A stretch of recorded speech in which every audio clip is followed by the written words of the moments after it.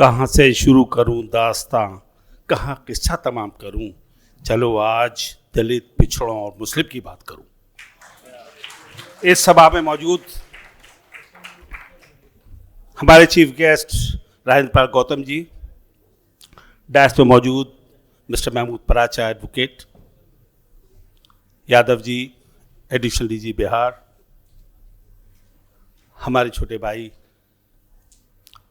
और यहाँ मौजूद साथियों, बहनों और दोस्तों, मुझे बड़ी खुशी है कि मैं आज एक ऐसे मंच पर मौजूद हूँ जहाँ दलित, पिछड़े और कमज़ोरों की बात हो रही।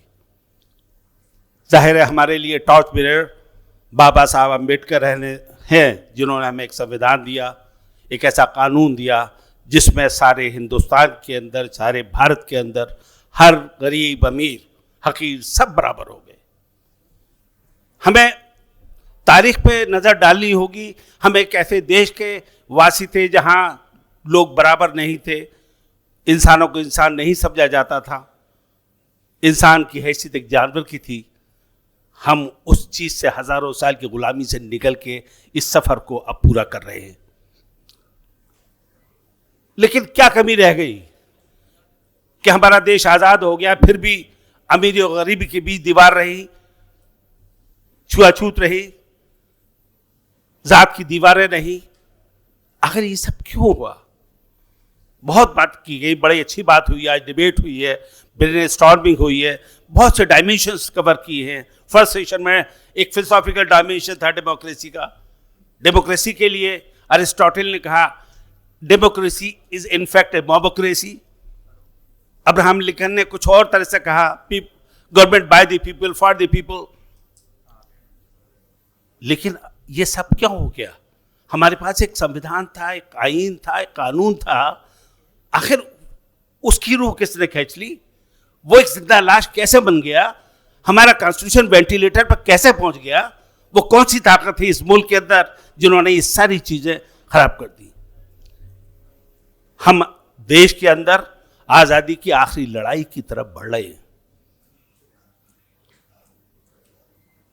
दलित, पिछड़े और कमजोर चले सत्ता की ओर। हमें यह सोच के, ये मिशन के साथ चलना है, इस फोकस के साथ चलना है। हमें जात बिरादरी की दीवारों को गिराना होगा।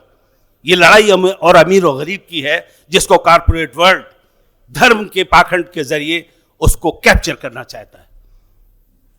सारी चीजें कुछ लोगों के हाथ में। अंबानी सब्जी भी बेचेगा, कार भी बेचेगा, तो भाई हमारा गरीब क्या बेचेगा? वो कैसे रोटी कमाएगा? ये बराबरी कैसे होगी? इक्वलिटी ऑफ अपॉर्चुनिटी कैसे होगी?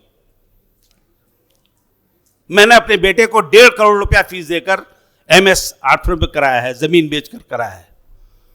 मेरा बेटा या आपका बेटा या किसी का बेटा अगर 1.5 करोड़ रुपया खर्च करके डॉक्टर बनेगा तो मरीजों का क्या हाल करेगा? मैं ये सोच के डर जाता हूं।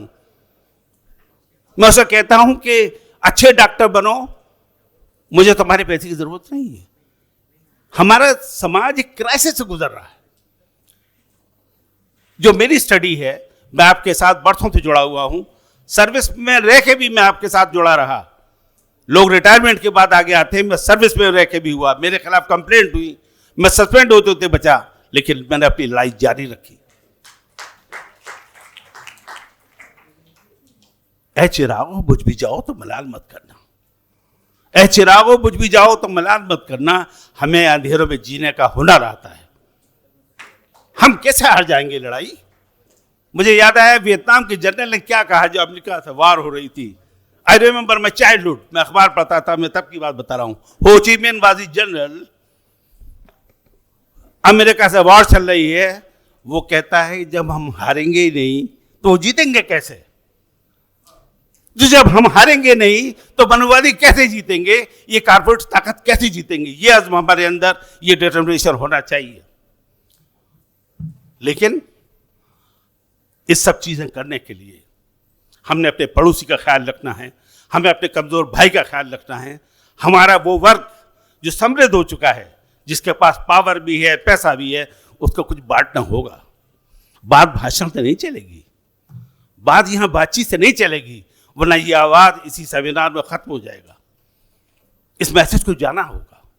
हमारे बीच राजेंद्र पाल गौतम जैसे लोग हैं, हम उन पर ट्रस्ट कर सकते हैं। मेरी मुलाकात काशीराम जी से भी रही, मेरी मुलाकात इस प्रदेश की चीफ मिनिस्टर से भी रही, वो मेरे घर भी आती थी। प्रॉब्लम कहाँ है? प्रॉब्लम ये है, नंबर 1 प्रॉब्लम कि नॉर्दर्न इंडिया में ओबीसी के अंदर कोई रिफॉर्म मूवमेंट नहीं चला, उनका कोई आइकन नहीं है। साउथ इंडिया में बैरियर हैं, लेकिन नॉर्थ इंडिया के अंदर नहीं है, नंबर 1। दूसरा प्रॉब्लम है कि हिंदुस्तान के अंदर जो सवाल है जस्टिस डिलीवरी का, वो ये है कि हाई कोर्ट और सुप्रीम कोर्ट में रिजर्वेशन नहीं है। वही एक मानसिकता के लोग जज बनते हैं, कितनी डिलीवरी करेंगे, कितनी जस्टिस की वो डिलीवरी करेंगे। आपने देखा राहुल गांधी के केस में सुप्रीम कोर्ट में जाकर रिलीफ मिला, जिसका रिलीफ एक मजिस्ट्रेट को देना चाहिए था। इस लेवल पर पहुंच गई हमारी जुडिशरी। आप समझ लीजिए कि हमारा संविधान वेंटिलेटर पर है। इस प्रॉब्लम के लिए हमको मिल बैठना है, बातें करना है और सोशल पॉलिटिकल डायमेंशंस की तरफ नजर रखनी है। इस सभा में मैं कहना चाहूंगा कि जो हमारे अम्बेडकराइट हैं, उनकी जिम्मेदारी इसलिए है कि इस फासिस्ट फोर्सेस से लड़ने के लिए आपके अलावा कोई ताकत ऐसी नहीं है जो उनको हरा सके। आपको समेटना होगा और ताकतों को। वो कौन कौन से फोर्सेस हैं? उसमें लेफ्टिस्ट भी हैं, उसमें मुसलमान भी हैं, उसके अंदर गांधीवादी भी हैं जो बराबरी पे यकीन करते हैं। वो कमजोर हो गए हैं, इसलिए आपकी जिम्मेदारी ज्यादा है कि सबको अपने आपको समेटने के बाद उनको साथ आप आगे बढ़ें। मैं ये बात बिल्कुल दिल से कह रहा हूं। नया हौसला, नई उड़ान भरनी है, मेहनत अब हमें सुबह शाम करनी है, नए खतरों से खेलना है, हमें फलसफे की एक नई किताब लिखनी है, हमें एक ऐसे अध्यात्म की किताब लिखनी है, एक ऐसा विचार देना है जिसमें जो लोग इस देश के अंदर जो भी गैर बराबरी से लड़ना चाहते हैं वो हमारे साथ खड़े हों, हम उनके साथ खड़े हों और उन फोर्सेस को हरा दें। आपका हमें होश चाहिए, आप सबका हमें होश चाहिए, क्योंकि आप होशमंद लोग हैं, आप इंटेलेक्चुअली एनर्जेटिक हैं, आप जानते हैं प्रॉब्लम को। लेकिन इस मुल्क के अंदर जो मिनॉरिटीज हैं उनके अंदर जोश तो है, होश नहीं है। जब तक आपका होश और मिनॉरिटीज का जोश नहीं मिलेगा, कोई जंग हम नहीं जीत सकते। जिस गांव में आप रहते हैं, अगर आप ताकतवर हैं तो आप मिनॉरिटी के लोगों का ख्याल रखें, उन्हें प्रोटेक्शन दें। और मैं उन मुस्लिम भाइयों से कहना चाहूंगा कि जिनके पड़ोस में दलित रहते हों, जो एससी भाई रहते हों, ओबीसी रहते हों, वो उनका प्रोटेक्शन दें। इसके साथ चीजें आगे बढ़ेंगी। हमारा अम्बेडकराइट की नारा देगा जय भीम और मुसलमान चिल्लाएगा जय भीम, तब जो चीजें मिलकर चलेंगी आगे, जो एक स्ट्रीम बनेगी, जो एक धारा बनेगा, वो आप समझिए किसी भी तूफान को तोड़ देगा। जला के मशले जाम जुनू सफा चले, जला के मशले जाम जुनू सफा चले, जो घर को आग लगाए वो हमारे साथ चले। सुएदार पे रखते चलो सलों के चिराग, जहां तक सितम की स्याह रात चले। हमें हारना नहीं है, हम मर भी सकते हैं, हम कोई भी कुर्बानी दे सकते हैं। अगर ये जज्बा है तो आगे बढ़िए और इस जंग को जीतिए। मुझे बड़ी खुशी है कि आज सारे योद्धा, हमारे नीरज पटेल छोटा भाई कितनी लड़ाई लड़ रहा है, कितना रिस्क ले रहा है, कितने वीडियो जारी करता है कोई आवाज? चंद आवाजें। कौन वैचारिक लड़ाई लड़ रहा है? राजेंद्र पाल गौतम जी, मौर्य जी और बिहार के प्रोफेसर यादव जी। वैचारिक लड़ाई। दलित पिछड़ों ने सरकार बनाने के बाद सरकार क्यों गवा दी? वो इसलिए गवा दी कि वो वैचारिक लड़ाई से हट गए थे, वो ड्रेल हो गए थे। हमारी लीडरशिप करप्ट हो गई, वो ड्रेल हो गई। इस बात को मानिए और इस बात का मदावा करिए, इस बात का सोल्यूशन ढूंढिए, तब जाके आप कोई सोल्यूशन दे पाएंगे। अगर आप वहीं फंसे रहे, उसी दिमाग में फंसे रहे कि नागनाथ और सांपनाथ, अरे भाई नागनाथ को मारना है तो सांपनाथ को साथ रहना है। हम पहले एक को मार लेना, पहले हम दोनों को मारने की सोचते। अरे भाई कैसे? ये सवाल है, आप सब समझेंगे, आप सब इंटेलेक्चुअल लोग हैं। मैं आपको एजुकेट नहीं कर सकता, लेकिन मैं कुछ बातें बताऊंगा कि समाज के अंदर मेहनत कश की इज्जत नहीं, और जो कौमें मेहनत करती थी, जो समाज का खिदमत करती थी, उनकी आज भी इज्जत नहीं है। आज कोई आदमी प्लम्बर बनना नहीं चाहता, इलेक्ट्रीशियन बनना नहीं चाहता, वो कहता है रिश्वत लो, मुझे बाबू बना दो, मुझे कुर्सी मेज पे बैठा दो। आखिर ये माइंडसेट कैसे खत्म होगा? ये माइंडसेट कैसे खत्म होगा? वेस्टर्न वर्ल्ड आप हमसे बहुत आगे है, उनकी डिग्निटी ऑफ लेबर है। मैं 2 बार अमेरिका गया, मैंने वहां की सोसाइटी को स्टडी करा। क्या आप यकीन करेंगे कि ट्रक ड्राइवर और इंजीनियर बराबर पैसा कमाते हैं? वो भी 10 लाख कमाता है, वो भी 10 लाख कमाता है। हमारा ट्रक ड्राइवर कश्मीर से कन्याकुमारी तक जाता है, बेचारा पसीने में, गरीबी में वो जीता है, सरवाइव करता है, कोई मदद उसकी नहीं करता।